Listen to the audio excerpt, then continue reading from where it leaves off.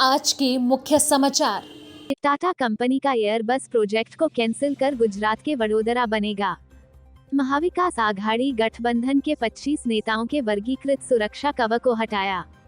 आम आदमी पार्टी ने पंजाब की तरह गुजरात चुनाव में सीएम का चेहरा उतरेगा। शिवसेना उद्धव ठाकरे पार्टी के नेता किशोरी पेडनेकर की बड़ी मुश्किल, पुलिस की पूछताछ।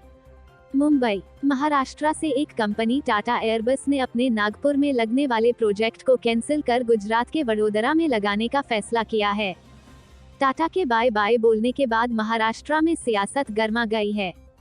पिछले 3 महीने में 3 बड़े इन्वेस्टमेंट महाराष्ट्र को अलविदा कहकर गुजरात की तरफ चले गए, जिसके बाद सरकार पर विपक्ष आक्रामक हो गया है। नई सरकार बनने के बाद फॉक्सकॉन कंपनी के 2 लाख करोड़ रुपए इन्वेस्टमेंट गुजरात में चले गए तो रायगढ़ में लगने वाला मेडिसिन पार्क भी गुजरात शिफ्ट हो गया। इस पर पूर्व मंत्री आदित्य ठाकरे ने शिंदे सरकार पर निशाना साधा है। अब टाटा एयरबस ने भी नागपुर के मिहान में लगने वाली फैक्ट्री को गुजरात के वडोदरा में शिफ्ट करने का फैसला किया है। जैसे ही यह खबर बाहर आई तो इस पर महाराष्ट्र के पूर्व मंत्री आदित्य ठाकरे ने एकनाथ शिंदे सरकार को खोखे सरकार कहा है। उन्होंने कहा कि जुलाई से ही मैं इस बात की मांग कर रहा हूं कि महाराष्ट्र से टाटा एयरबस प्रोजेक्ट को बाहर नहीं भेजना है। एनसीपी के मुख्य प्रवक्ता महेश तपासे ने कहा कि पीएम नरेंद्र मोदी के इशारे पर महाराष्ट्र के ऊपर गुजरात सर्जिकल स्ट्राइक कर रहा है। महाराष्ट्र के सारे इन्वेस्टमेंट को गुजरात लेकर जा रहा है। उन्होंने कहा कि हमारे प्रदेश के मुख्यमंत्री उप मुख्यमंत्री दिल्ली के आगे झुक गए हैं। वहीं शिवसेना के उद्धव ठाकरे ग्रुप के प्रवक्ता आनंद दुबे ने कहा कि महाराष्ट्र में नई सरकार बनने के बाद प्रोजेक्ट का गुजरात से बाहर जाना यह बताता है कि सरकार कितनी निष्क्रिय है। वहीं बीजेपी के विधायक राम कदम ने कहा कि यह पिछली सरकार की असफलता के कारण हो रहा है। मुंबई, महाराष्ट्र सरकार ने उद्धव ठाकरे के नेतृत्व वाली शिवसेना, राष्ट्रवादी कांग्रेस पार्टी राकांपा और कांग्रेस के महाविकास आघाड़ी एमवीए गठबंधन के 25 नेताओं के वर्गीकृत सुरक्षा कवर को हटा दिया है। एक अधिकारी ने शुक्रवार को यह जानकारी दी। इसका मतलब है कि इन नेताओं को अपने घरों या एस्कॉर्ट के बाहर स्थायी पुलिस सुरक्षा नहीं होगी। अधिकारी ने बताया कि सुरक्षा स्थिति का आकलन करने के बाद उनके वर्गीकृत सुरक्षा कवर को हटा दिया है। उन्होंने बताया कि पूर्व मुख्यमंत्री उद्धव ठाकरे की सुरक्षा को बरकरार रखा गया है। उन्होंने कहा कि पूर्व मुख्यमंत्री उद्धव ठाकरे और उनके परिवार के सदस्यों, राकांपा अध्यक्ष शरद पवार और उनकी बेटी एवं लोकसभा सदस्य सुप्रिया सुले सहित उनके परिजनों की सुरक्षा बरकरार रखी गई है। वहीं जयंत पाटिल, छगन भुजबल और जेल में बंद अनिल देशमुख जैसे नेताओं की सुरक्षा को वापस ले लिया गया है। उन्होंने कहा, राकांपा विधायक जितेंद्र आव्हाड की सुरक्षा यथावत रखी गई है, जबकि शिवसेना यूबीटी के सचिव मिलिंद नार्वेकर, उद्धव ठाकरे के एक विश्वसनीय सहयोगी को Y+ सुरक्षा कवर दिया गया है।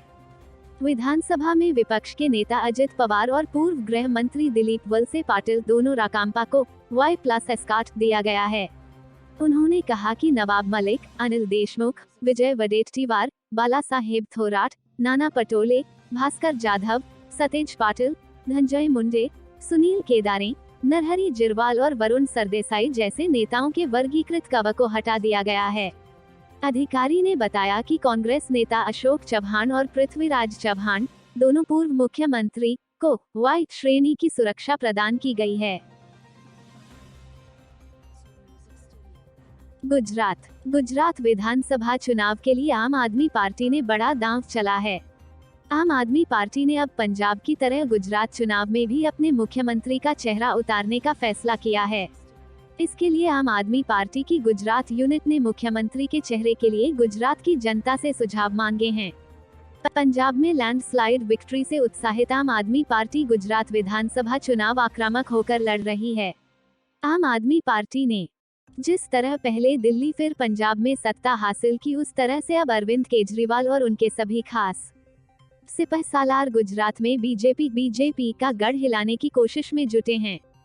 केजरीवाल ने अपनी प्रेस कॉन्फ्रेंस में बीजेपी पर आरोप लगाते हुए कहा कि बीजेपी कभी जनता से पूछकर अपना सीएम नहीं बनाती है।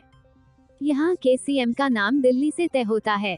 ऐसे में हम ये नई परंपरा शुरू कर रहे हैं कि हम जनता से ही पूछकर अपना सीएम कैंडिडेट तय करेंगे। आम आदमी पार्टी के प्रमुख केजरीवाल ने प्रेस कॉन्फ्रेंस में यह भी कहा, गुजरात के लोग आपका अगला सीएम खुद चुनेंगे। मैं गुजरात की जनता से कहना चाहता हूं कि लोग खुद ये बताएं कि उनका अगला सीएम कौन हो। इसके लिए आम आदमी पार्टी ने एक फोन नंबर भी जारी किया है। हमारे भाई बहन 6357000360 इस नंबर पर व्हाट्सएप वॉइस मैसेज से अपनी राय यानी अपने पसंदीदा उम्मीदवार का नाम बता सकते हैं। लोग इसी मेल आईडी apnaseam@gmail.com पर मेल करके अपना सुझाव दे सकते हैं। इसके लिए 3 नवंबर की शाम 5 बजे तक सुझाव लिए जाएंगे और जनता की जो राय होगी उसके हिसाब से हम अपने सीएम चेहरे का ऐलान 4 नवंबर को कर देंगे।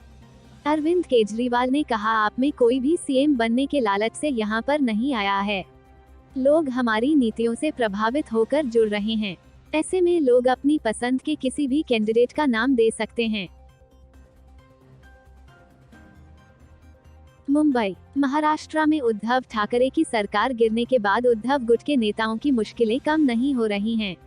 संजय राउत के बाद अब शिवसेना उद्धव बालासाहेब ठाकरे पार्टी की नेता किशोरी पेडनेकर पर शिकंजा कसा जाने लगा है। मुंबई पुलिस ने एसआरए स्कैम मामले में शुक्रवार को किशोरी पेडनेकर से पूछताछ की गई है।